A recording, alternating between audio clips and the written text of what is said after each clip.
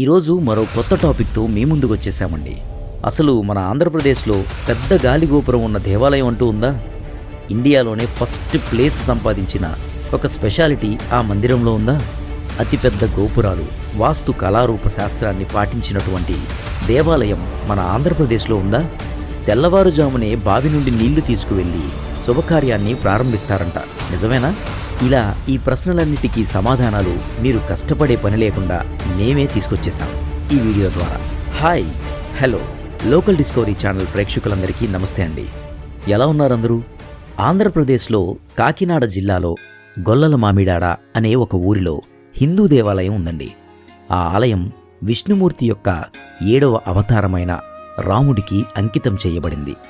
గోదావరి ఉపనది అయిన తుల్యభాగ అంతర్వాహిని ఒడ్డున ఈ దేవాలయం నిర్మించారు. ఈ ఆలయానికి కోదండ రామాలయం అని పేరు. ఈ ఆలయం ప్రత్యేకత భారీ గాలిగోపురాలు.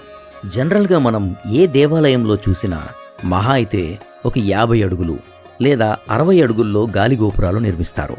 కానీ ఇక్కడ గొల్లల మామిడాడలో కోదండ రామాలయంలో మాత్రం తూర్పు గాలిగోపురం అక్షరాల 160 అడుగులు మరియు పడమర గాలిగోపురం అక్షరాల 200 అడుగులతో భారీ గోపురాలు నిర్మించారు. 1989లో ద్వారంపూడి సుబ్బారెడ్డి గారు, రామిరెడ్డి గారు సోదరుడు ఈ ఆలయ నిర్మాణాన్ని ప్రారంభించారు. ఈ ఇద్దరు సోదరులు భూమిని విరాళంగా ఇవ్వడంతో పాటు శ్రీరామచంద్రమూర్తిని మరియు సీతాదేవి విగ్రహాలను చెక్క విగ్రహాలతో చిన్న ఆలయంగా నిర్మించడంతో ఆలయ నిర్మాణం ప్రారంభమైంది. ఈ చెక్క విగ్రహాలు ఇప్పటికీ ఆలయంలో మూల విగ్రహాల వెనక భాగంలో ఉన్నాయి. గాలిగోపురాల యొక్క విశిష్టత ఎక్కడ ఎలా ఉన్నా కానీ మన గోదావరి వాళ్ళ ప్రత్యేకత చూపించడంలో మనం ఎప్పుడూ ముందే ఉంటాం కదా. చూడండి, మరి ఈ గాలిగోపురాలు నిర్మాణం కూడా అలాగే జరిగింది. ఇక్కడ తూర్పు గాలిగోపురం 160 అడుగుల ఎత్తుగా నిర్మించబడింది మరియు 200 అడుగుల ఎత్తులో పడమర గాలిగోపురం నిర్మించడం జరిగింది. ఏ దేవాలయాల్లో అయినా సరే గాలిగోపురాలు ఒక దూరం నుంచి చూడగలుగుతాం, కానీ పైకి వెళ్ళి వీక్షించలేము. కానీ ఈ ఆలయంలో మాత్రం మెట్లు కూడా కట్టారు. మనం ప్రతి అంతస్తులోంచి ఊరినంతా చూడొచ్చు. మొత్తం ఈ గోపురం 13 అంతస్తులుంటుంది. ప్రతి చోట గోపురం మీద చిన్న ఖాళీ కూడా లేకుండా రామాయణ భాగవతాల్లో ఉన్నటువంటి ఘట్టాలను అతి సుందరమైన విగ్రహాలతో చెక్కారు. మన కళ్ళకి కట్టినట్టుగా ఈ కథలన్నీ కంటి ముందు కనిపిస్తాయి. వాస్తు కళారూపం కలిగినటువంటి దేవాలయంగా ఇది చాలా ప్రత్యేకమైనది. ఎంతైనా గోదావరం కదా, మన ప్రత్యేకతని ప్రపంచానికి చాటి చూపుతాం. అలాగే ఈ దేవాలయాన్ని చిన్న భద్రాద్రి లేదా చిన్న భద్రాచలం అని కూడా అంటారు.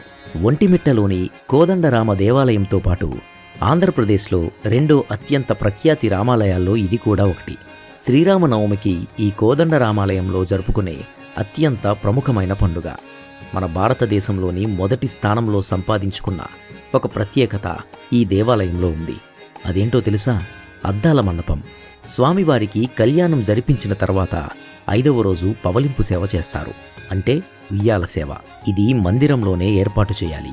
సో ఏం చేయాలా అని ఆలోచిస్తూ ఉండగా మన సుబ్బిరెడ్డి గారు, రామిరెడ్డి గారు ఆలోచించి అద్దాల మండపం ఏర్పాటు చేద్దామని నిర్ణయం తీసుకొని ఎంతో అత్యంత వైభవంగా ఈ మండపాన్ని నిర్మించారు. అలాగే అతిపెద్ద గాలిగోపురాలు కలిగి ఉన్న ఈ కోదండ రామాలయం గొల్లల మామిడాడ భారతదేశంలో 4వ స్థానంలో ఉంది. అలాగే ఈ గాలిగోపురాలు 13 అంతస్తులు కలిగి ఉండటం వల్ల ఒక్కొక్క అంతస్తు నుంచి ఒక్కొక్క ప్లేస్ని చూడగలుగుతాం. 5వ అంతస్తు నుంచి గర్భగుడి శిఖరం కనిపిస్తుంది.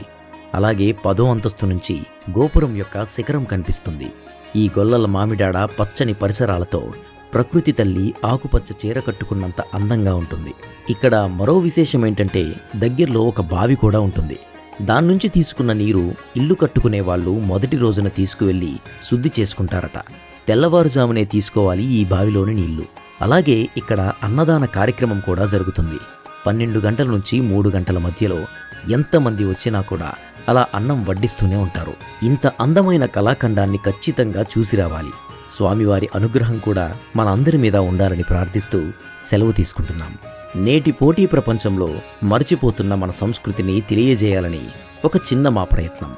ఫైనల్లీ మా వీడియోస్ ఇన్ఫర్మేటివ్గా అనిపిస్తే ఖచ్చితంగా లైక్ చేసి వీలైతే మీ ఫ్రెండ్స్ అండ్ ఫ్యామిలీ మెంబర్స్కి షేర్ చేయండి.